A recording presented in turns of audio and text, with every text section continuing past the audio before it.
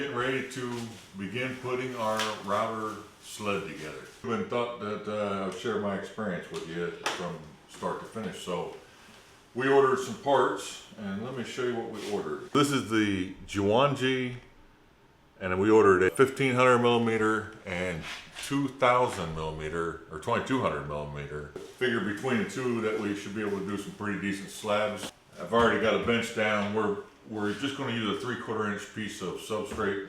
It's basically the cheapest good plywood you can get at Home Depot. And part of the reasoning for that is that we already have some other really solid workbenches, and the way we see the router table is something that's going to be able to be moved, you know, and Exactly. pulled out and put up onto a bench that's already existing when we need it, and then we can move the whole thing. So keeping it light, but still solid, but movable.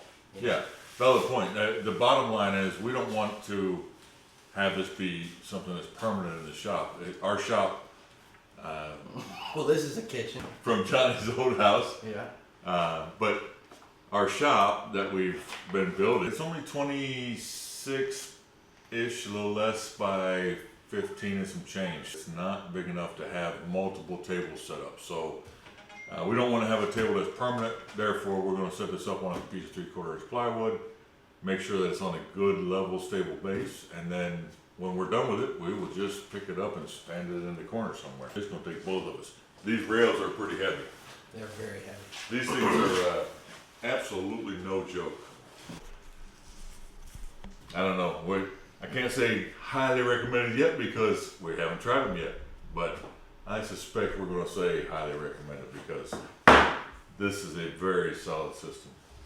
These rails, man, each one of these, if I had to guess, I don't know, 20 pounds probably, 15, 20 pounds for one rail. So, Well, they're kind of different than other rails that I've seen, because well, a lot of them are just the round section. yeah, a lot of them are just the round. These are the round plus this whole extruded aluminum on the bottom, which is Yep. screwed with pretty heavy duty screws every about 6 inches. Cat screws. So very, very solid. I mean, like, it's not like I can put a ton of force on it from there, but stiff. So our plan is to make sure that we've got a nice flat level substrate. We're going to put these bars out just as far as they will go towards the edge. Everything that we're doing, with the exception of this piece of plywood, literally everything. This has been ordered off. This is a 1/2 inch sheet of acrylic. This is a router that I ordered. The bit that I'm going to use, the rails, all of this stuff. Even that crap that looks like a broom that's going to go around the outside of it for the dust collection, and the dust collection fitting itself. Every bit of it I've ordered off of Amazon. So if anybody's interested, hit me up in the comments, and I can post links to all of it if you want to know. We can put all the links in the description too. Sure. Did you bring those shorter bolts? Did not. We were going to solve that issue by putting a piece of wood underneath of it, 1/2 inch plywood. But why? Because it will It'll tie the raise. two together, keep it from racking, give it a little bit more lift, and take up the slack, right? As far Yeah. as it even goes. That's That's as far probably as a it 1/4 of an inch. That'd be a 1/2 inch piece of plywood right there. Is there a benefit to doing it that way? Just to make the screws fit and to and to keep it from racking. If you guys are following along, there'll be 2 of these, and they're going to sit like this with the router underneath of it, right like that. We want this router to sit just high enough so that when this thing is going side to side, it goes and it clears over top of this rail, so that we can get it all the way out to this rail. The idea being that the bit will be able to come so close to contacting this rail that I have to put a stop on the end of it. That's the idea. And that will give us the maximum ability to go side to side. Like I mentioned before, side to side, the width capacity is the most important because the rails are blocking it. You can't make it any wider without getting a bigger table. And we're trying to not get a bigger table. Any bigger table would have to be something we put together, and we're trying to just use a stock 4x8 sheet of plywood. I kind of want to put this up on block. That would give us more depth, more ability to do thicker pieces, right? Yeah, higher. We've got an extended router bit thing to drive down. That MDF I think will work just great for these rails. We're putting this thing up high. For sure. We cut it into 2-inch strips. Mm-hmm. Yeah. This is 1 3/4 wide. We cut it into 2-inch strip. I give you an 1/8 either side. So let's go rip some strips and get these mounted. I think that's where we start. All right, so here we are cutting down some 2-inch strips of 1/2-inch MDF, looking to get about a 1-inch rise underneath our side rails. That should give us a little more depth of cut underneath.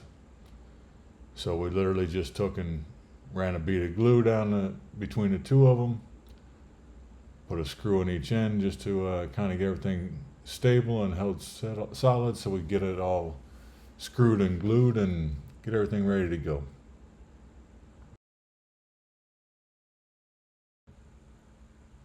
So for side 2, we got a little bit smarter about it, decided to use a few clamps and do a little more mark out just to make sure everything was right.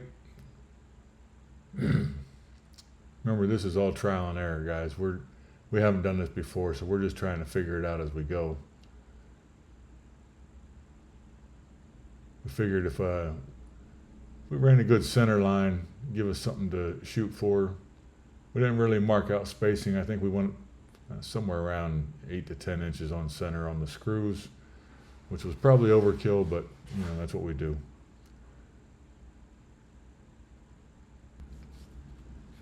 In the end, we really just wanted to make sure that it was going to be good and solid. We wouldn't have to worry about anything moving on us or shifting around after we got this thing put together. Not going to be a ton of force on this, we don't expect, but at the same time, even the slightest amount of movement would really tend to throw things off. So here we are lining the rails up. You can see the rails are not quite long enough for a 4x8 sheet of plywood, but I think they're going to be adequate. The way we're going to set this design up, there's going to be plenty of room to slide your workpiece down. So if you're running a piece that is longer, and I think we decided we were going to end up with a right close to 7 foot of capacity. If it ends up being a longer piece than 7 feet, you can go ahead and secure it down, do all your routering, and then slide the piece down and continue on.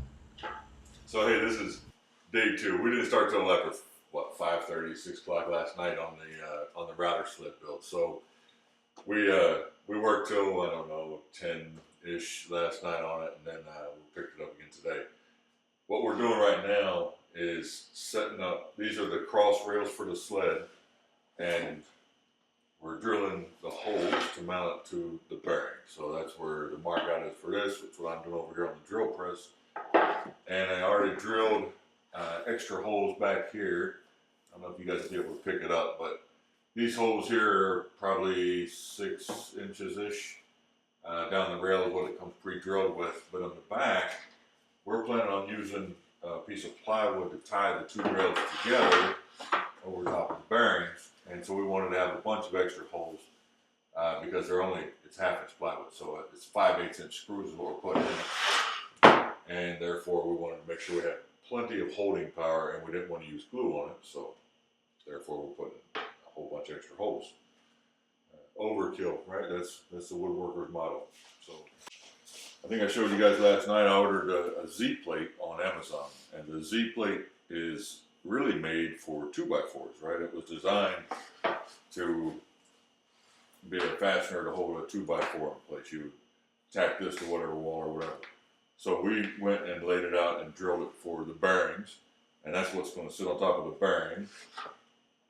Not with this piece specifically, but where our router would sit, it's going to sit kind of like this. We're still trying to figure out if it's going to go under or over. We're pretty sure it's going to end up going over. But I'm using the guide holes that we made for that we know work, to drill the holes for this. This will give us one corner, and then we just, basically this is all trial and error. So we're going to get all this laid out. We're going to get a bunch of it put together, but not quite fastened up all the way. Then we'll slide it from one end of the rails to the other end, make sure that everything still fits, it still slides nice. Probably put a couple of screws in to hold it in those locations. And then we'll come back over here and we'll do this again, and we'll drill out for the other side and the whole 9 yards. So that's kind of where we're at. So here we are, just cleaning up the holes and putting a little bit of a chamfer there so that the screws will countersink a little bit, making sure that nothing is going to stick up that could hit the bearings. Again, not necessarily sure that was necessary, but we went ahead and just did it. Worked out very well.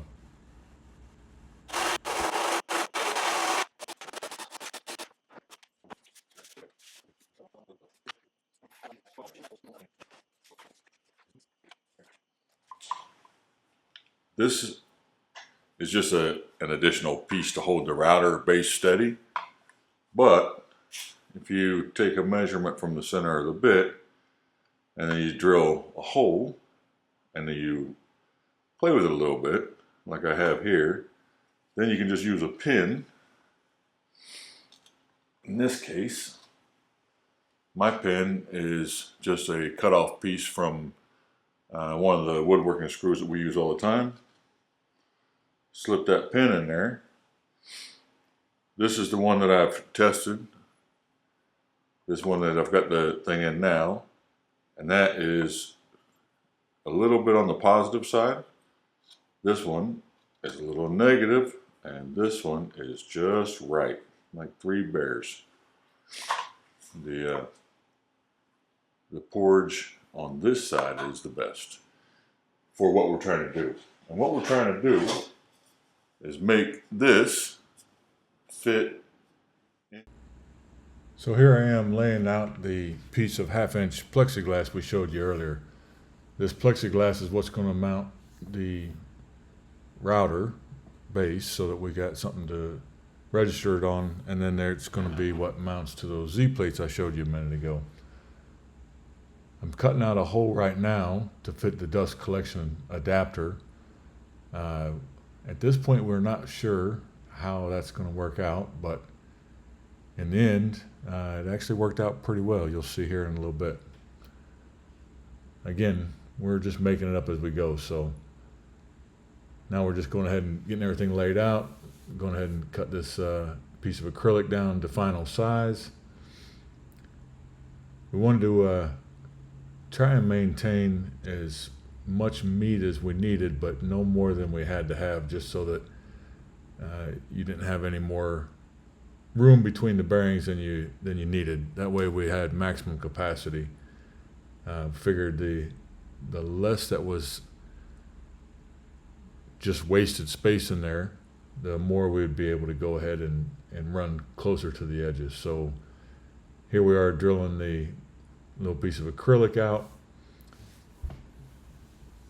and that's where we're going to mount all the different pieces to. So that was a 4-inch bit that I was using just to go ahead and cut it out, and now we're finishing up the side plates, getting everything ready to go, just so that there's something to hold on to the bearings so that they can actually be mounted slightly closer than the rails. These little spacer blocks that we made to go into the Z plates was to give us a little bit more rise and just to make the screws fit. When they sent the screws for these bearing blocks, they don't go anywhere near deep enough, so we figured, you know what, another 1/2 inch of space would probably be just as well. Give us a little more room. We've got an extension for the router bit, and that way we should be able to get it down pretty deep. As you saw right there, Johnny was flexing it a little bit, and yeah, if you put some serious force on it, it will flex a little. So maybe there's a better solution than these little Z plates we used. We'll find out as we go. If it doesn't work or starts giving us problems, we'll make something better. So at this point, we haven't done the final mounting on the rail, the lower rail, the first ones that we put in. We're trying to get the sled all put together and get everything hard mounted and correctly positioned so that we can go ahead and slide it all the way up and down, make sure nothing is binding, make sure that the spacing is perfect, and then we'll lock everything down. So here we are just putting the router on.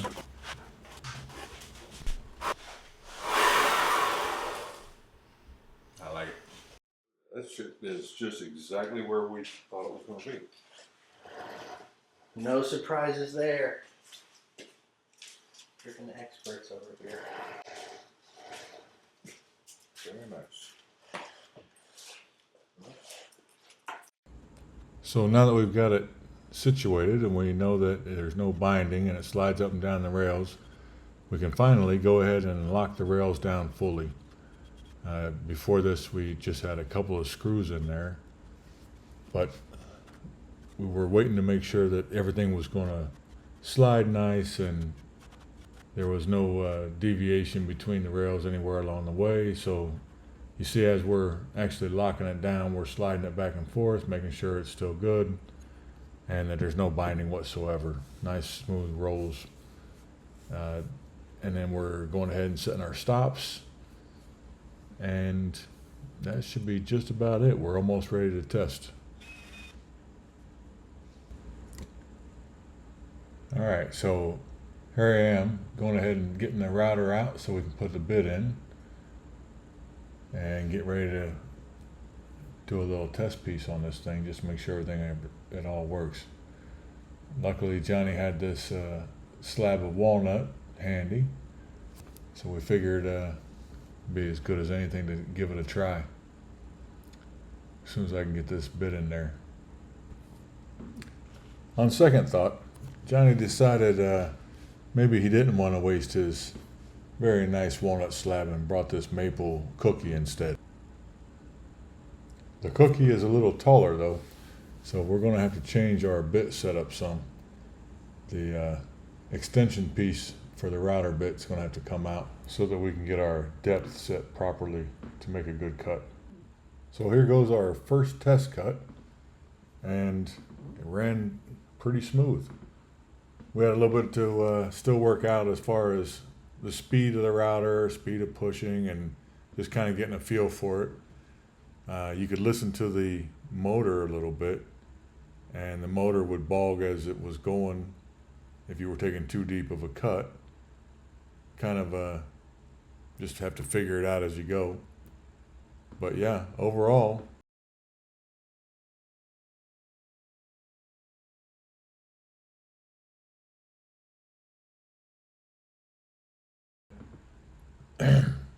Johnny had to play around and figure out how to adjust the depth a little bit. And you know, it's a cookie. It is very odd shaped right now. So that's the whole idea of having a router sled, is to be able to just run it back and forth and get this thing all to one level, so you got something you can start to work with. And then you can go ahead and level the other side. So off camera, when you guys weren't watching, we put a couple of shims in there just to kind of make it so it didn't rock and get it a little bit steady. But at this point, it's not tied down to the bench at all. There's no screws or anything holding it, not even double-sided tape. So we're just going nice and easy with it and just trying to get a feel for it, make sure it's cutting properly. But yeah, it's working nice. Johnny got a little impatient and decided to turn the speed up. So if you watch, you'll see some burn marks in it. And so he learned pretty quick that, yeah, turning the speed up will make it go a little faster, but it's not good as burning the wood. So he turned it right back down, and we got back into some nice smooth cuts. So when you get those big bits, you've really got to control the speed much slower, about 20% of what the router's capable of. All right, so here we are on day 3. We successfully tested it the night before. Everything seemed to work just the way we kind of expected it would. So we're out in the shed now, attaching the dust collector adapter with some hot glue and getting ready to install this little brush piece that will help with the dust collection. Should prevent the chips from flying too far and give it enough of a seal that with this big old 5 horsepower Grizzly, we should be able to suck all the dust, all the fine dust at least. The big chips, I don't know, they're probably going to have to be swept up, but all the little stuff that gets in your lungs and messes with you a little bit should have no problem being sucked right up, and at least that's our expectation. And since I'm doing this in the future, I can tell you that it did. It worked just fine. Actually, a little better than we expected. The brush itself can be a little bit of a pain when you're getting into tight spots where you're, I think our max clearance on this is right about 4 inches. And so some of the cookies and slabs that we've done are right there on the verge of it. So the brush is a little tight in that area.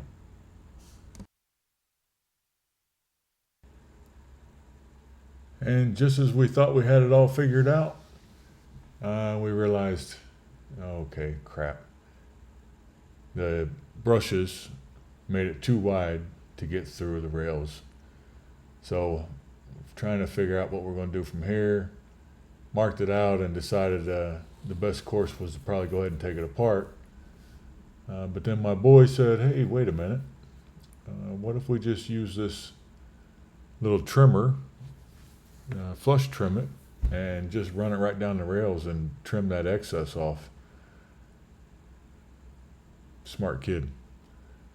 Way better than taking it all apart. So that's what we ended up doing.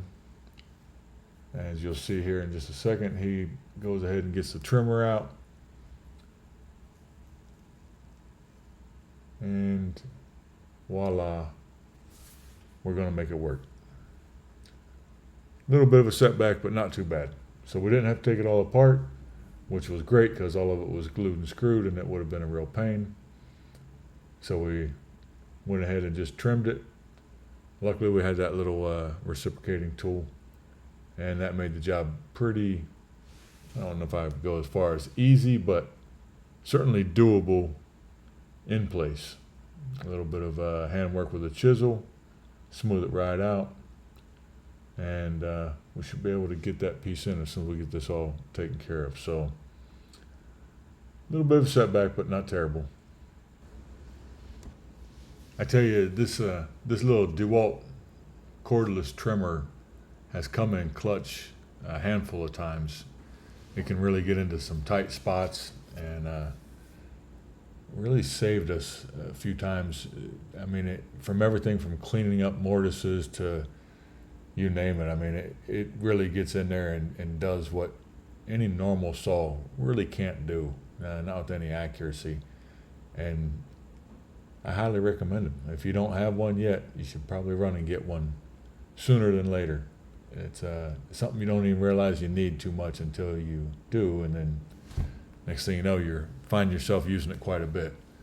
Another cool thing is that little tool has an adapter that you can throw some sandpaper on, and same thing, you can get into some really tight spots with sanding and getting into some detail work. So great little tool, and I'm sure that lots and lots of people make them, but the one that we've got is the little DeWalt there. So not having to get a cord out is also quite nice. All right, so once we got this little bit trimmed out, it fit in there just fine. Johnny went ahead and hooked up the dust collection. Went ahead and threw a cutting board that Johnny had been working on in there on some rubber soled little hold pads. We found out as we went that really wasn't secure enough. Ended up going with some double-sided tape, but currently just trying to adjust for high spots, and yeah, we'll see if this thing works out all right. And I can tell you again from the future, worked like a champ.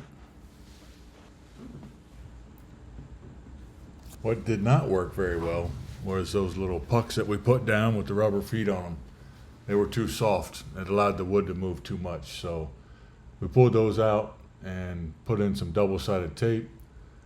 That did much better. We tried using those clamps that you see in the background with a piece of wood, and that didn't work so well either. Ultimately, the double-sided tape worked pretty well, but we had to use a decent amount of it.